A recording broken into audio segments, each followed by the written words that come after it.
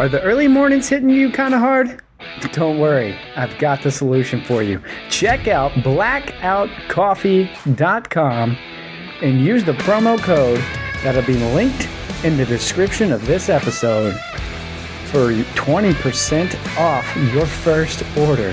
How about that? That's blackoutcoffee.com. Get you some coffee to fuel your morning today. And stay awake, not woke.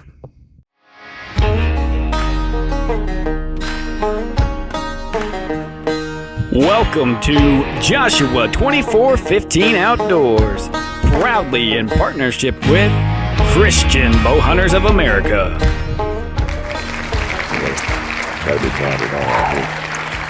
Yeah, well, here we are. Back with another one. Welcome back to another episode of Joshua 2415 Outdoors. I'm Billy, and this is Willie. No. Yeah, Willie and Billy, and it's breaking daylight out here in the country. Yeah, it is out here in the country. I love this area. I love driving up your lane here, all the wooded area and the small fields. Yeah, you generally this time of the morning you can generally see the deer are migrating back from the crops down in the bottoms up through this hill country back into the bedding areas. We're minus one good buck. He got hit on the highway 2 or 3 days ago. I seen him. He was a really, really good deer. Beautiful full velvet. Man, he wasn't 100 yards from one of my stands where he had come out of that trail and tried to cross the highway and got nailed.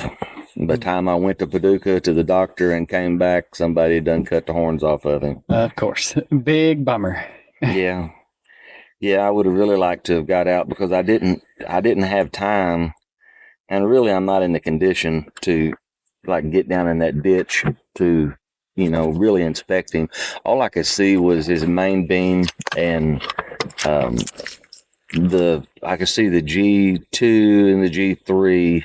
He may not have had more than that. He may have been just a big clean 8, but he looked like he was really a big mature deer, a huge body for certain, and he had a big right beam that was sticking up out of the ditch. I hate that because I hate it for whoever hit him too. It's not just about just losing the deer, Yeah. But I hate seeing them deer get hit over on that highway because I really like hitting them with a broadhead or a slug in October, November. Yeah. So your preseason thus far, in terms of what you're seeing on your cameras and the effectiveness of your mock scrape, pretty successful from the pictures you've been showing me. It is. It's doing really good. And I had talked about before. I was really unsure what was going on with the Black Widow, and I really think it was probably because of the heat. Or, it could have been any number of circumstances, but the bucks have really started to come to that scrape, really started to work every aspect of that scrape, as far as checking it out. And you got a really, really nice 10-pointer that's working that scrape, and lots of small bucks and multiple does, family groups are coming to that one particular scrape. Now, that is the only scrape that I've got a cell camera on. Yeah. The other scrape, I want to pull that card so bad. But you don't want to go disturb. But I don't want to go disturb it because which is stupid because it's still... You're ways out. I know what I'm going to see on that scrape. I'm going to see the buck that just got hit on the highway. I know he's going to be on there because that is the east side. He was hit on the east side of the location that I hunt there, and that is the woods that I generally the last 2 years have killed my early season Pope and Young buck. And I'd say my early season Pope and Young buck just got bumpered. Which is a huge bummer. Yeah. But at least you know you have other prospects and at your other scrape that's working that other scrape. Yeah, I mean, I do. And, at this point, I don't even know what my season looks like as far as Right. me being able to for sure hunt. My hip is doing fairly well. I mean, the hip itself is doing good. The joint is it's a success. I'm having a lot of pain in that leg, but not in that hip. Yeah. But I did have an MRI Tuesday morning of my right shoulder, and my right shoulder is toast. It's destroyed. So I see the doctor on it Friday. So I don't know how this is going to play out. I don't know if this is something that they can do. They told me 3 months on replacing a knee after the hip replacement. I don't know if the shoulder is something that can be done prior to that. And if it is, I need to have that done, which will completely stop my entire bow season. Yeah. You wouldn't be able to do any gun, any rifle or muzzle loader? I don't. Depending on what they did, I don't know whether I could handle recoil on that shoulder or not. Now I do know that I say that'd kill my bow season. It would kill my bow season doing what I want to do, which is use a compound bow. I might be able to crossbow hunt. I'm sure I could crossbow hunt as long as I could shoulder the crossbow and hold the weight of the crossbow up. Crossbows are pretty heavy. But I'm sure I'd figure something out. Yeah. I'm too stubborn not to figure something out. Plus, I got a big 10-pointer coming to that scrape. I mean, I can't just say, hey, man, you got to pass. It's that's a good looking deer. With your permission, speaking of which, would you mind if I use that for the cover art? Oh, I'd love it. Absolutely. So we'll show what that deer looks like. Yeah. Well, they'll see it before they ever hear this part of the podcast. Yeah, so. He's a beautiful deer. A beautiful deer. And he's just, I don't know if he will, on his left main beam, his last point before the end of his main beam, sticker. It may not be enough by the time his velvet's off to count. I don't know. Time will tell. So it's either a 9 or a 10. It's either a 9 or a 10. I mean, I'll count him as a 10 anyway because either way, as if I kill him, I'm gonna count him what I want. As in previous podcast, you did mention that you score the redneck way. Yeah, so if it's at least over an inch, it counts. Oh yeah. Well, actually, an inch or over is the official way. The redneck way is if it's got a bump you want to count, you just count it.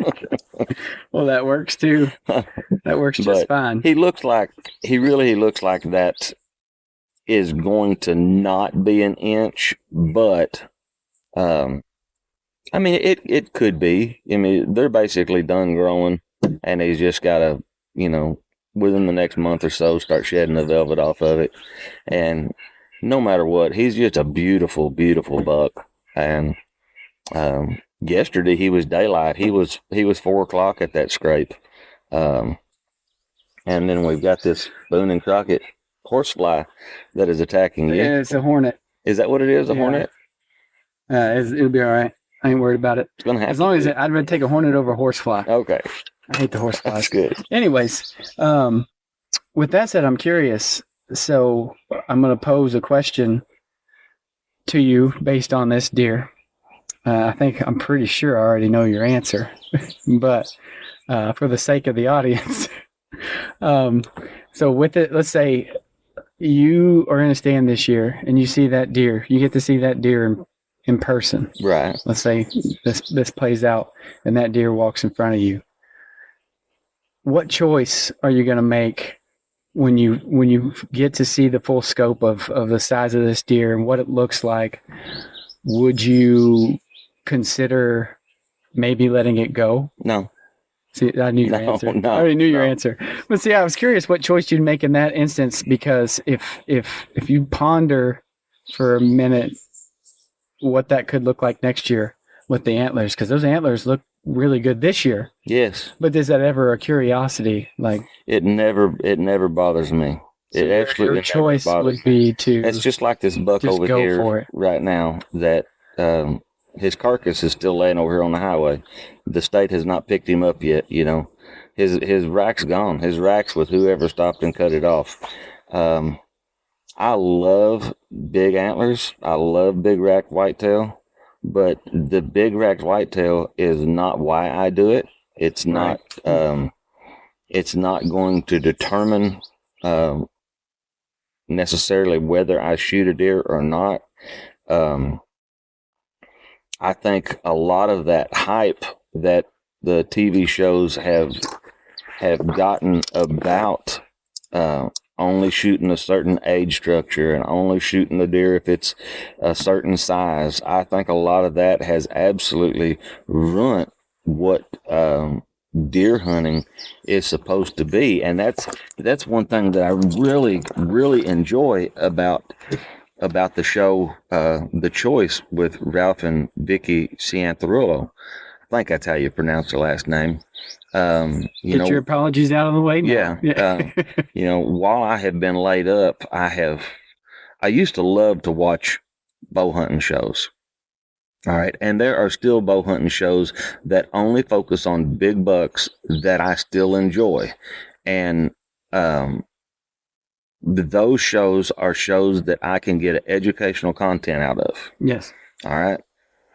Now I really love Whitetail Edge. And it's an educational thing. Plus, I really appreciate the fact that Ben Rising shares his faith in God. And he seems like just a wonderful man, just a very good Christian man that loves big whitetail. And his show has so much information. But this last week, or the last 2 weeks while I've been laid up, I haven't been able to sleep. And in the middle of the night from 11:30 or 12 o'clock until 6, 7 o'clock in the morning, I have been watching Archer's Choice, The Choice with Ralph and Vicky. And, I've watched a lot of their programs that have to do with things other than whitetail, other big game species. But watching whitetail hunting is the main thing that I'm interested in watching. And what they have done on their show is really brought the fun back into deer hunting and deer camp. And they even talk about that on there, about, the fun of deer camp and what it used to be and the camaraderie of the relationships that's being built during that.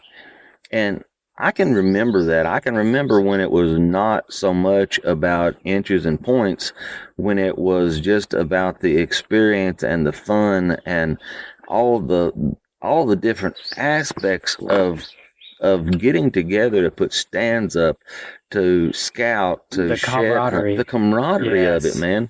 And Yes. that is lost. And I mean, with my boys being grown, I'm a lone hunter now. I hunt by myself, and I like to hunt by myself. The only time that I hunt with someone is during youth season, when my grandson was hunting, and he says he's going to hunt again this year, and I'm tickled to death for that. And I have other grandkids that want to hunt this year, and I'm tickled for that. And we will work all of that out, and I will enjoy that time.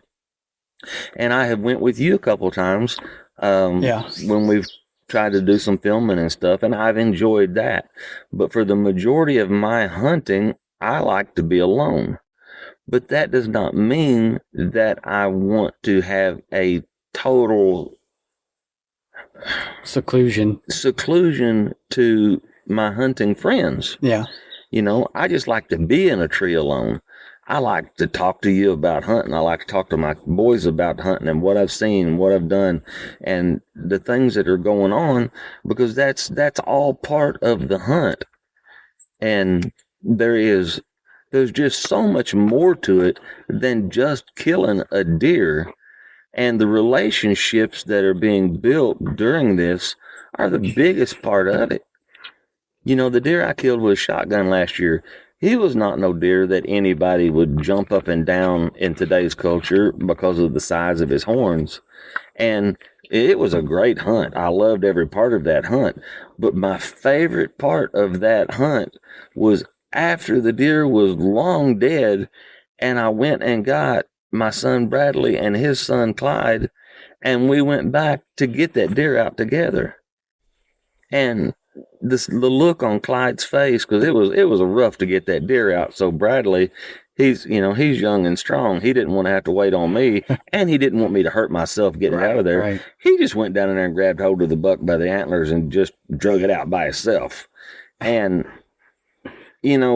to see the look on Clyde's face when he saw his dad coming through the brush, I wasn't looking at Bradley dragging the deer. I was watching his son and seeing the expressions on his face, seeing his dad bringing that buck out of that thicket, and then the joy on his face when we were loading the deer in the truck, and just so many different things that are so important to that experience.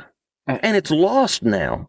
In a lot of ways, the hunting industry has lost that. For the most part, I can see that. There are a few channels out there that do promote that more as a thing than just focusing on the whitetail aspect of it and the big horn. Yeah. It's got to be huge. And since we're just kind of shouting out shows we like, I'm going to go Cacique One. I love watching. Yeah. And one thing Lee Ellis said on there recently, which I appreciate. I appreciate that the fact that they're Christians as well and they share their faith. But one thing he said that I loved was, he said, paraphrasing obviously, I have a lot of big deer. He said, but to me, having these mounts on my wall, they're not braggadocious by any means. To me, it's a preservation of the memories. He said, and I remember, he can point out every deer on his wall. This is the date. This is the time. This is, what they were doing, who he was with, who he was sharing that experience with. And that's, I would think that's kind of your similar mindset with yours on your wall. You got memories with each of those. You got hunting with your kids or all the moments that you got to share after the kill shot with them and taking pictures. And I've seen your photo albums and you've got all these pictures and all these memories. Hunting is more than just getting out there and killing an animal and slaughtering some animal. It's more than that. Ultimately, that is your goal, but in an ethical, moral way. But the other side of that is, for a lot of people, it's not only memories, but it's therapy. It's a way to kind of. It absolutely is. It's healing. It's. There's no place I get more. Aside from being with my family, don't get me wrong. There's no other place that I get more serenity out of and peace, just being in the woods or on a lake or anywhere really in the outdoors, as long as I'm not getting attacked by horseflies. Yeah. Other than that, you got a problem with horseflies. Other than that, horseflies got a problem with you. See, I don't really have an issue with mosquitoes, but I do with horseflies. Mosquitoes don't really bother me as much. I don't get bit as much, but horseflies, they bite anything and everything, and I don't like them. The outdoors can totally change bad experiences that's going on in your lives into something that, I don't know how to explain it, but let me tell you a story right quick. I tell everybody a story right quick, and I'm not going to go into great detail on a lot of this, but I was telling my oldest son a couple days ago that, he got in a lot of trouble with the law several years ago. Been quite a while ago. And this family went through absolute hell with courts, jail, prison, lawyers, financially, emotionally, everything. The day that I started my vacation, and this went on for quite a while, almost a little over a year of dealing with all of this at that particular time. But I started my vacation, and the day that I started my vacation, I was in a tree stand when my wife called and told me that he had just been released from jail. All right. That had to be, it was a God thing, because he was supposed to serve a lot of years, and he had only served 40 days, and he was allowed out on shock probation. And so the first day of my vacation, I got out of the tree, came home, grabbed my wife, and we went to Paducah, and we got him out. That afternoon, he was in a tree with me. I had two stands side by side in one tree, and I have a picture. I wouldn't take anything for that picture. And it was me and him in that tree. At that moment, me and him in that tree, him being in jail was the farthest thing from my mind. It was just me and him in a tree, the same as it was when he was a little boy, long before grown-up problems ever happened. All right. The next morning, I killed a monster 8-pointer with my bow. And I came home and I got him, and he was helping me drag that deer out. We weren't thinking about the trouble that he had got himself into. We were not thinking about all the things that he had done wrong. We were not thinking about the amount of money that had been spent on courts and lawyers and fines and all of these things. All we were thinking about at that point in time was a father and son in the woods with a great big buck on the ground. And it didn't have to be a great big buck. It just happened to be a big buck. But a father and son in the woods dragging a buck up this huge bluff together. And now, when I think about that entire season, and I'm not talking about hunting season, I'm talking about that season of our life. Season in your life. When I think about that season in our life, the first thing that pops into my head is not the phone call, oh my gosh, there's, a manhunt for your son. What I first think about now is the phone call, hey, I've got a big buck down. I'm coming to get you. I need help getting him out. And then that entire morning of me and him and my other son, he was at work. He couldn't have helped that morning, but we were getting that deer out. And that experience is what I now think of instead of all of the negativity. It's forever solidified in your mind. This is another memory that you have made. Yeah. And that's what hunting signifies for you. It's all these memories and bonding and it is, and it's all a choice, Mark. Every decision that we make in life, we have choices to go to this way or go to that way. Absolutely. And what's the verse that goes with that? About the narrow gate and the wide gate. Yes. You got a path to choose. Yeah. The right or to the left. Narrow is the way. You can go. Now, there's a poem that, and I've talked about this a lot when I was preaching, but this poem, when I was in 8th grade, Clark Speck, one of the greatest teachers that I ever had, and he challenged me to be better than I was the day before, and I really appreciate that.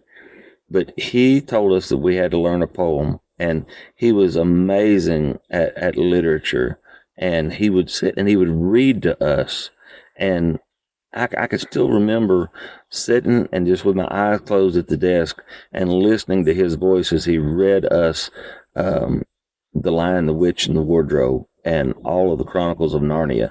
And he read those to us. And I didn't even realize at that point the Christian message that went along with that. But, you know, he was such an amazing teacher, still is. He's an amazing man. But he had all of these poems. We had to learn a poem, and he had them all laid on his desk. And I knew when I went to his desk, I was going to pick the shortest poem that was possibly there. Absolutely. I wanted something that was 2 or 3 words, not 2 or 3 lines. But when I got up there and started reading through these poems, the very longest poem that was up there was about the woods. And I knew I had to pick that poem. And it was The Road Not Taken by Robert Frost. And I just want to read that to most people have heard this poem, but I want you to listen to it, and I want you to think about the words that are to it. 2 roads diverge in a yellow wood, and sorry I could not travel both and be one traveler. Long I stood, and looked down one as far as I could to where it bent in the undergrowth, then took the other as just as fair, and having perhaps the better claim, because it was grassy and wanted wear. Though as for that the passing there had worn them really about the same. And both that morning equally lay, in leaves no step had trodden black. Oh, I kept the first for another day, yet knowing how way leads on to way, I doubt if I should ever come back. I shall be telling this with a sigh, somewhere ages and ages hence. 2 roads diverge in a wood, and I took the one less traveled, and that made all the difference, by Robert Frost. Okay. Now, I had to learn that in 8th grade. Mm-hmm. Many, many, many years later, I realized that this poem that I picked off of his desk, which was a choice, I had all these poems to pick from. Mm-hmm. This poem was basically a blueprint for my life. I took the road less traveled. I picked the road that followed what God had for me to do. And it was the unpopular road. It was the road that not a lot of people followed. And it has made all the difference. Yeah. If it had not been for that choice, we would not be sitting here together right now. The narrow road. Narrow gate, narrow road. It's all about choices in your life. Everything is a choice. It is. It truly is. Now, with that said, does that mean that they're easy choices? No. Absolutely not. In fact, a lot of them are very, very, very hard choices, but are necessary. Yeah. Necessary. And your choices will be, a lot of your choices will be determined by the character of who you are. Yes. Your choices, some of the hard choices, when you make the right choice, even though it's a hard choice, it helps to solidify who you are. The measure of your character. Yes. Yes.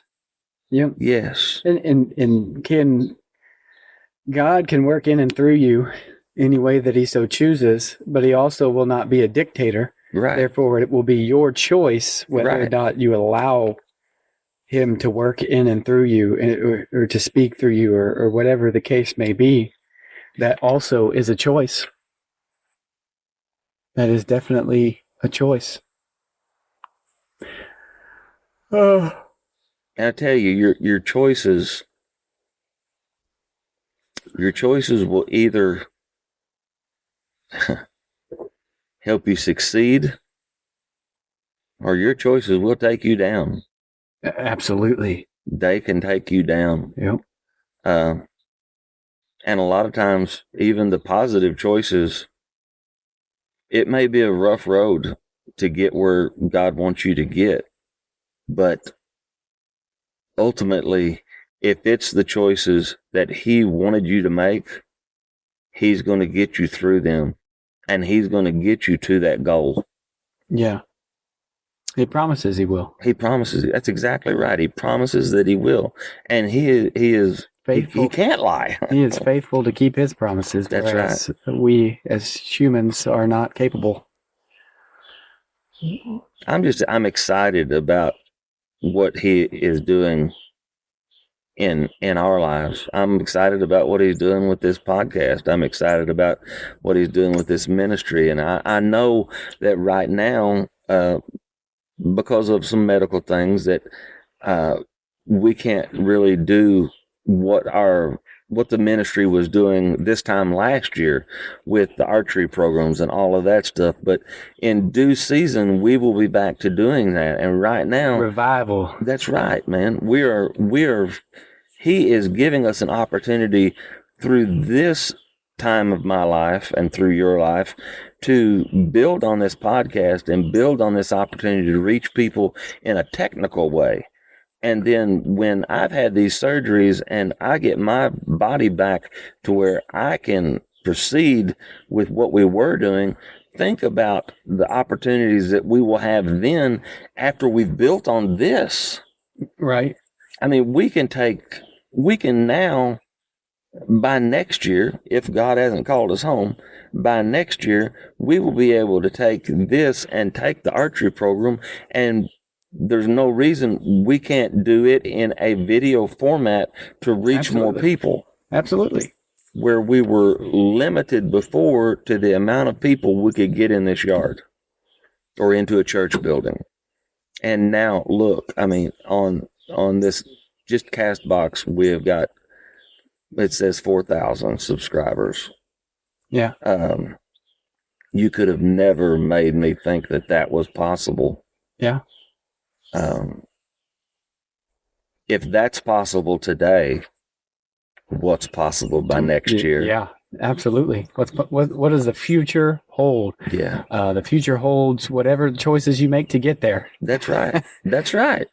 It's just, it's amazing, and it blows me away what God is doing and what he is giving us a front row seat to watch and be part of.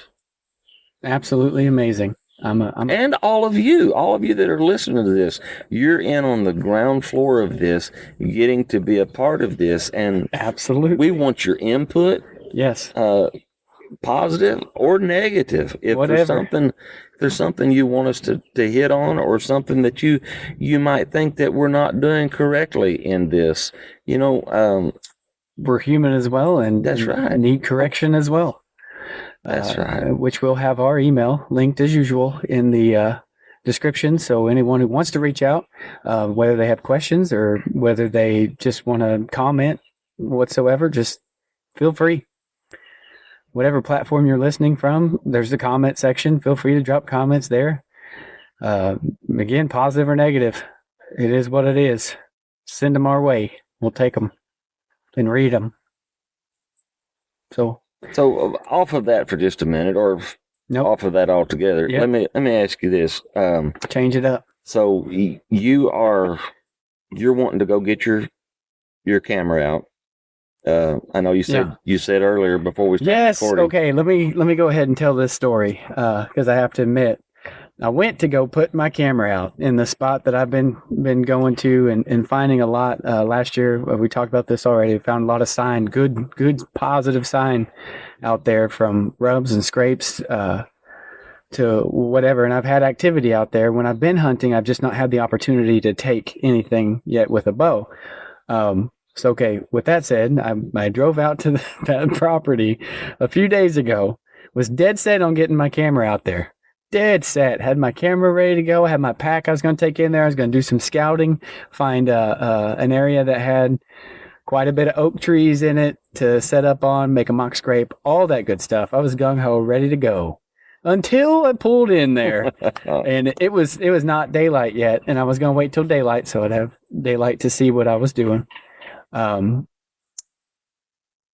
daylight approached and it got brighter outside, I started hearing these like something hitting the sides of my vehicle that sounded like hail, and then I realized it was clowns. As I looked around. Oh gosh, no! And then I realized as I looked around my vehicle, I'm still sitting in my vehicle. I have never seen so many horseflies in my life. at this place. Horseflies were smacking into the sides of my vehicle. They were smacking all over the place. It sounded like there was a huge 5-pound horsefly that crawling on top of my vehicle. I kid you not. They wanted So- breakfast, and you were it. I mean, there was so many of them. I've never seen that many in one place. Unreal. And they were swarming my vehicle. As soon as I stepped out, there's no doubt I'd have horseflies all over me. So I opted to come back another time. And I did not get my trail camera out. Gosh, I feel so stupid. So silly for not even... Should have just got out and ran. Hey, man, they would have followed you. You know, horseflies are relentless. They are. That's why I can't stand them. They belong with their father, Satan. I can't stand the horseflies. I don't mind a lot of bugs. The horseflies, no. I'm sure you all listening share in that same struggle and torture So, of the horsefly. so you need to get your camera out. You need to get it out as soon as possible Yes, because your season comes in just a it's- few weeks. it's coming fast. I can't wait, but at the same time, it's like, oh, I'm not really prepared. I've not even got a scrape set up. I've not got a camera on it. I don't know where I'm going for sure yet. I don't know where the sign is so far this year. I don't know where they're going to be transitioning from. Likely they're going to be around that thicket in that property. I assume that's a fair bet. That's where they can have the most sanctuary. There is a thick bunch of, if I can describe this, trees that are so close together within inches. And it's just probably a 2-3 acre lot size of this thicket. Maybe that's a little exaggeration. It's probably a little smaller than that, but I'd say that's probably where they're going to be bedding again. And Oh, they'll be in that area. I don't know where they're going to Yeah. transition from their summer range. I have an idea in my head after being on that property of where you need to go. And Well, when we get done, I'm Yeah, gonna draw let's it keep and that show to you. yourself. Yeah. In Yeah. case we have some luck. Yeah. When we get done, I'm going to draw that out because I really think you should slide in there this week and put your one lock on stand up Yeah. and just go ahead and build you a mock scrape right there. Excuse me. Yep. And that's why I want to get in there and see where a good feeding ground is likely to be as they start transitioning deeper into the timber Yeah. this fall. There's acorn trees, there's oak trees everywhere Yeah. in that area. I want to find the highest concentration, and that's probably where I'm going to set up. Yeah. Yeah. You're going to be in good shape in there. I really think that if you go in to where I'm going to show you, I think you can have opportunity to stick one, probably your first set. The opportunity's definitely there. But finding that spot, and hopefully you're onto something here. We'll find out. But finding that spot where they're going to be transitioning from is going to be key. Or where they're transitioning to. Yeah. Well, I really think that I think weather permitting in the morning, you ought to, if you can, you ought to slide in there. Or this coming weekend, when what would be really good is to know that if you had a rain shower coming, and to slide in there during a rain shower. Which tonight, I believe, we have just that. Okay. So, Yeah. yeah, I agree. I do need to get in there, and I'm going to get in there at some point. With that said, do you have anything else? No, sir. Well, let's wrap this one up for this week. All right. As usual, I enjoyed the time to do this Absolutely. with you Love and it. Love it. talk about hunting and faith, family, outdoors. That's what we're all about. That's it. Faith first, family second, outdoors last. Try to keep it that way. That's a good order generally to do things. It's the order you better keep it. You Yeah. don't have that faith first. You put that last. Yeah. everything. That's the the umbrella. choice. Yeah, it is. It Speaking is of a choice. choices. But that's the umbrella that keeps everything else that you care about covered, Yeah. is to put God first. So, God bless everybody. Yep. With that said, we'll end this. Please, as usual, check out the affiliates. Check out our YouTube, all that good stuff. I hope you get a lot out of the content we put out. We love sharing our faith. We love sharing our stories, our hunting tips, whatever. So thank you for your support, and we'll catch you all in the next episode. Bye. Bye.